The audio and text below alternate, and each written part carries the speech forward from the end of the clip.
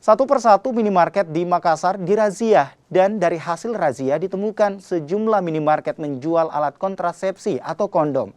Petugas dari Satpol PP pun memberi teguran kepada pegawai minimarket untuk tidak memajang dan menjual alat kontrasepsi kepada anak remaja apalagi saat memperingati Valentine. Satuan Polisi Pamong Praja melakukan razia sesuai arahan Wali Kota Makassar untuk mengantisipasi Hari Valentine. Apalagi alat kontrasepsi harusnya tidak dijual di minimarket. Selama ini menjual alat kontrasepsi, menjaga alat kontrasepsi. Kita himbau kepada pelaku usaha tersebut untuk tidak memajang atau tidak untuk memperjualbelikan alat kontrasepsi. Yang pertama. Jadi kita arahkan kalau memang suami istri atau yang membutuhkan itu ya ke apotek, sehingga terbatas akses generasi muda kita terhadap alat kontrasepsi. Itu yang pertama.